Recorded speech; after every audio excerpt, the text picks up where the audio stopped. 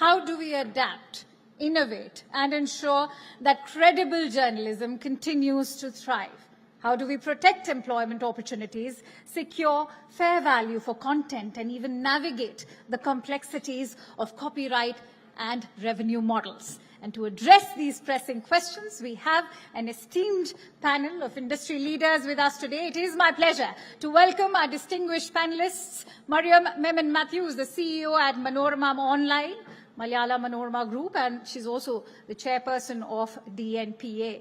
Puneet Singhvi, who's the CEO at Network 18 Digital and president at the corporate strategy of Network 18. Puneet Jain, who's the CEO at HT Digital. Pawan Agarwal, deputy managing director, Dainik Bhaskar Group. Anil Malhotra, who's the head at the public and regulatory affairs Z Media Corporation. And leading this discussion as our moderator, we have Mr. Puneet Gupt, who is the COO at Times Internet and vice chairperson of the DNPA as well. Let's have a huge round of applause, ladies and gentlemen. The topic of discussion, let me share that as well, is navigating the digital media transition, the challenges and opportunities that lie ahead.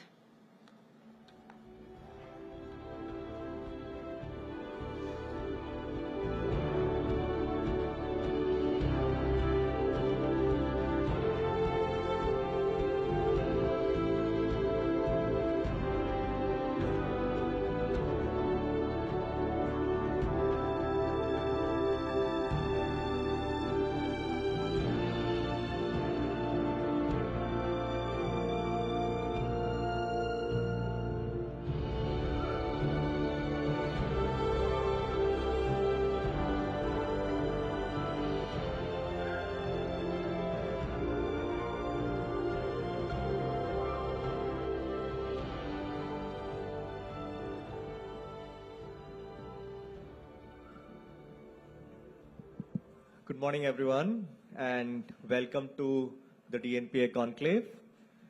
Let's start right earnest. We already know each other, so let's not lose time for introductions. Directly get into the order of business. The Honorable Minister said there is a transformation happening, and how do we make sure that the transformation happens in the right manner without losing the editorial integrity, without impacting the workforce, and what are the feedback or policy requests that DNPA can make to the government.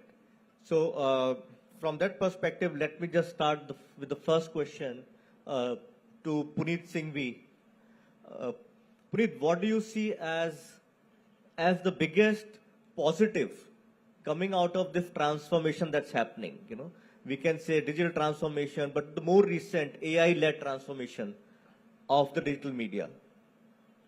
Yeah, so given the context of DNPA, let me focus on the AI-led transformation for digital media. We've navigated the traditional media to digital media conversations over the past few years. But you know, the big difference in let's say 5 years ago of digital media digital transformation of a traditional media, what used to happen over 3 years, 5 years cycle is now a 1 year cycle in terms of how rapidly things are changing, specifically for digital media.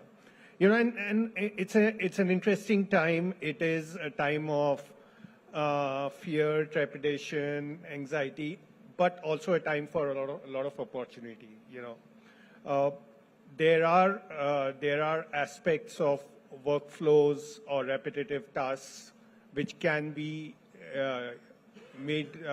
done in a lot more efficient manner by leveraging AI. There used to be a lot of entire ecosystem of large data collection, mining, and then deploying them for things like personalization, whether it's of the content or of advertising. I think that's another big area where we are all experimenting with, right from mining the audience data to the content consumption, and then doing the element of personalization. The third thing is around innovation. You know, in a lot of ways, digital is evolving in the user habit from a perspective of the form factor of the content that is being consumed and also on the platforms that it is being consumed on. So, you know, we've all traditionally been text-first digital players. That's changing very, very rapidly. You know, most of the consumption, even on our own on and off platform properties is in form of video, and then now podcasts and everything. So I think that is giving us a lot of leverage to be able to use AI to be able to convert a lot of stuff that we are doing in our newsrooms and deploy it in multiple formats and have a more cohesive distribution strategy. So I think and then finally on the newsroom side, you know, I think there is, for all of us who are traditional newsroom guys, digital doesn't have too much of an ecosystem of reporting and original news. Large part of what we do on digital is all curated.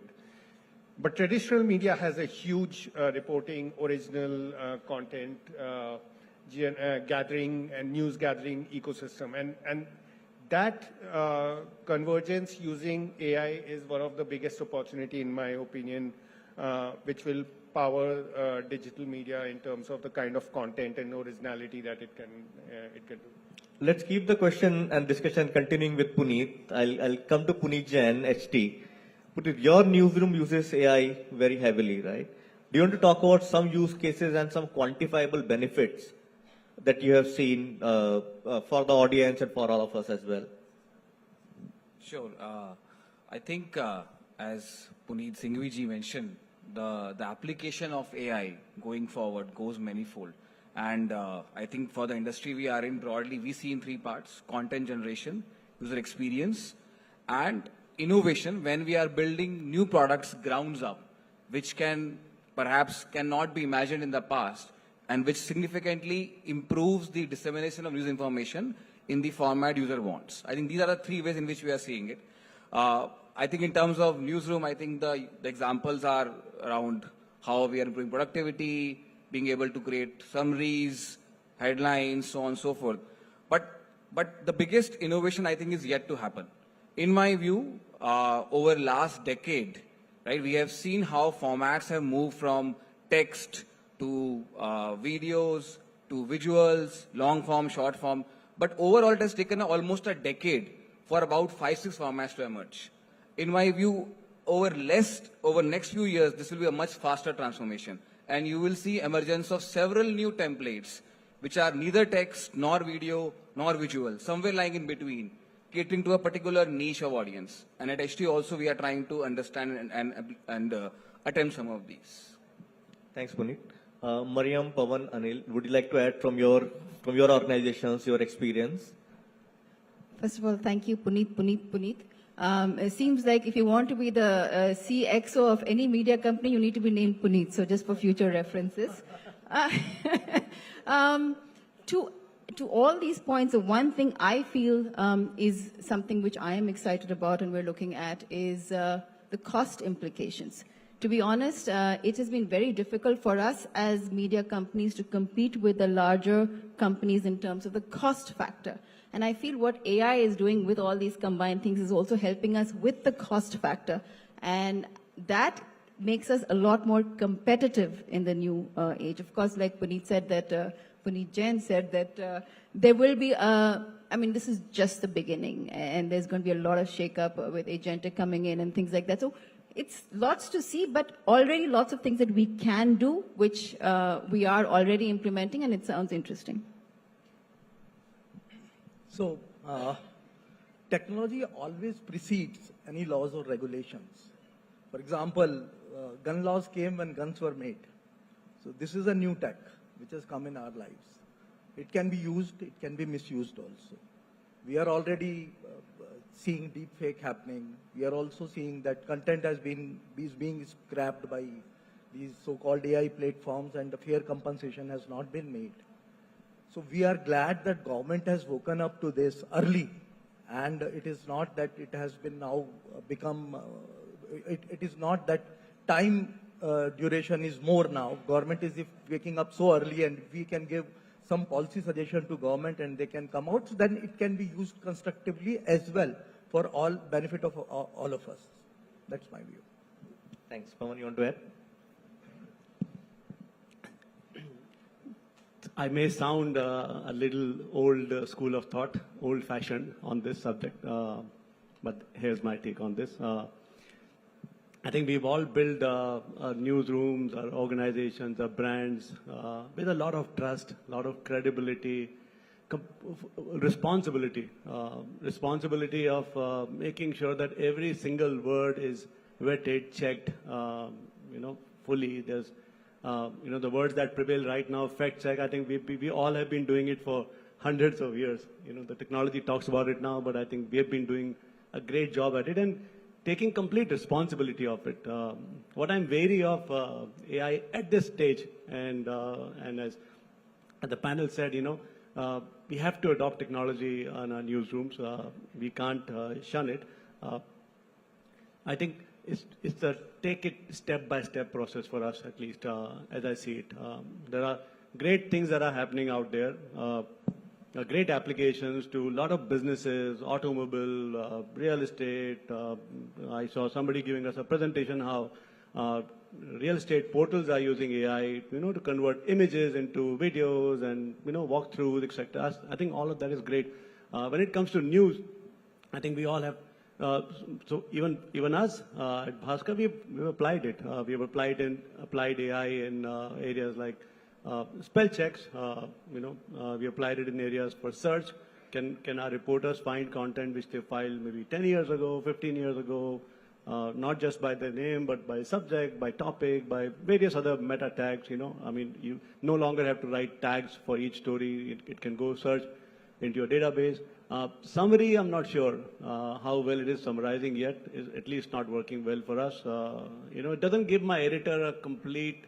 He can't tell my reader that, listen, I have written it. Go ahead, read it. Don't worry.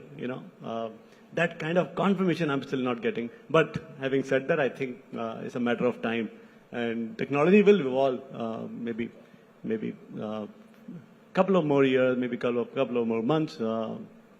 But as of now, I'm watching it, making sure that I wear the hat of running a very, very responsible newsroom, both for traditional as well as digital.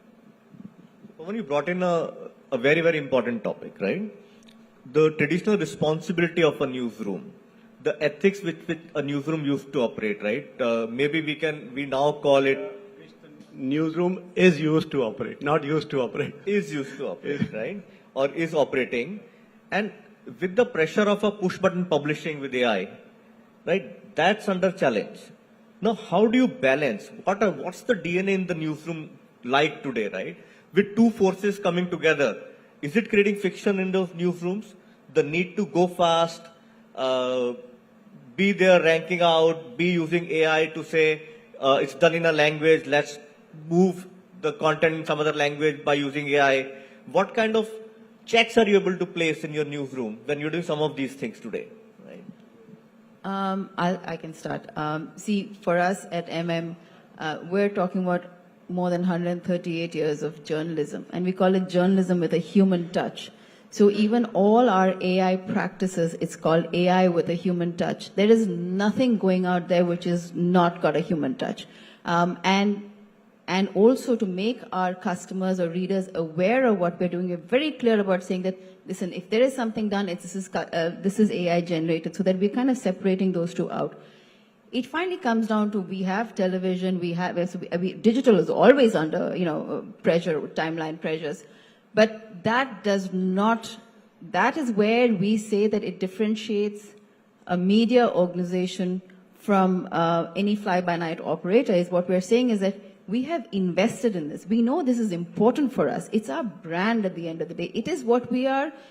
It is our story. This is our livelihood. We do believe that without this, without the proper guardrails and checks and balances, it's going to be a free-for-all world. And we think that is where even the minister said that the guardrails have to be built. It is absolutely important. And it is where, the blue ticks or the verified versions makes a difference.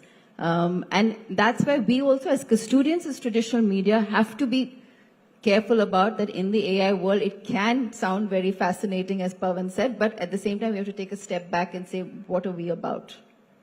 fact, building on this point Mariam mentioned, and taking a cue from what our Honorable Minister mentioned about the editorial standards and integrity that news media who come from traditional heritage present, which, let's say, varies overall in the ecosystem. So I think, to me, as in this decade of internet age where we have become digital in news consumption, one of the key concerns not addressed, which has become from bad to worse, is the scourge of misinformation.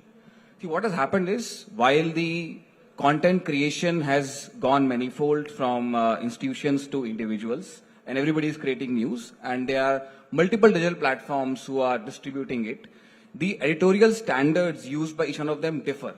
Either they are inconsistent or they are plain absent. And in absence of a clear policy framework, which gives a defined weightage, or let's say which sort of gives some guiding principles of how do you, let's say, give sort of visibility to the end consumer of what is verified, what is labeled, what is credible. Every platform has gone its own ways, and barring a couple of them, may not give that kind of importance to the credibility. And as a result of this, we discuss now misinformation much more now than we used to a decade back. My concern is that as we now enter the age of AI, where the content creation will itself get machine-led. So we move from institution to individuals, and now we're moving to machines. In absence of a policy framework which clearly defines the role, responsibilities, and the standards of editorial, this misinformation can become even bigger.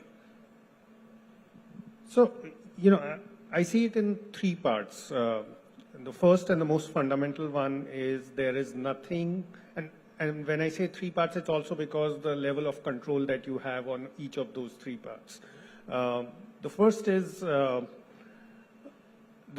what you put out there, and that for all of us is sacrosanct in terms of the process that we'll follow. There will be nothing that is generated in an automated way and put out without an editorial oversight, or nothing that is going out. Where you're using technology or AI as an enabler, it's not full fulfillment cycle. So that's one part, and that's core to our brand, all of our brands. That's core to what we mean and stand for in our audience ecosystem, whether they watch us on television or on our websites or on YouTube, wherever else.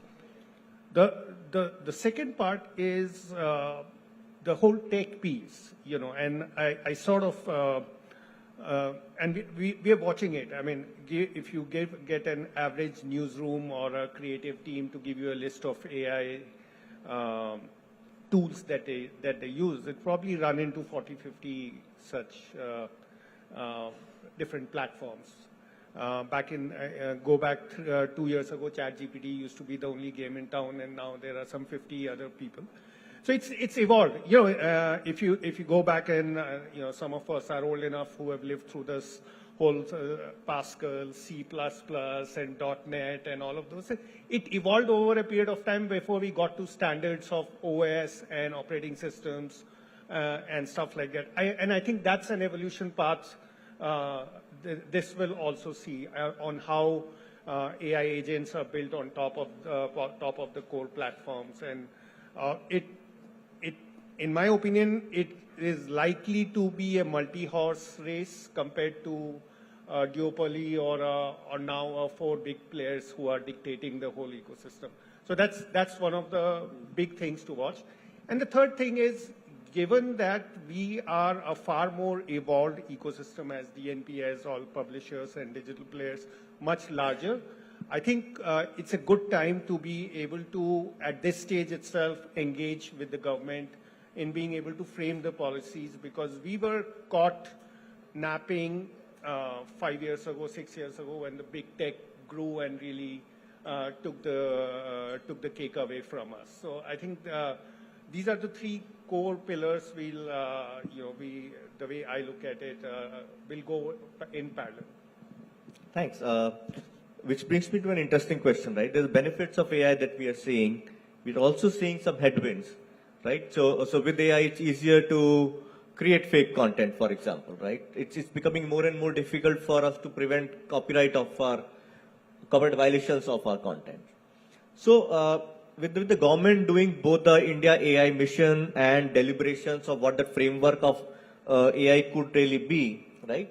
What are the 2-3 things that come to mind to all of you to say, hey, if this is your wish list for the government, as they sit on the table talking India AI mission or some regulations or frameworks around AI? So, coming back to this question, I think, first of all, as long as a journalist or an editor is using AI or any other technology for the benefit of his creativity, he wants to collate some information, he wants to write a piece differently, or he wants to change his language somehow, it's okay. Dangerous path would be when an AI starts replacing journalists. Then who is the owner? AI can't be the owner of the content. Owner, of course, are the media organizations who are taking this responsibility. But somebody irresponsible person who is not controlled, and if there is no policy, that will happen, may start using AI as a journalist. And that's the dangerous part, where every media house would be it would be very difficult for anyone to find out what is right, what is wrong. Now that's where the policy should come in, and that's where the government should step in also.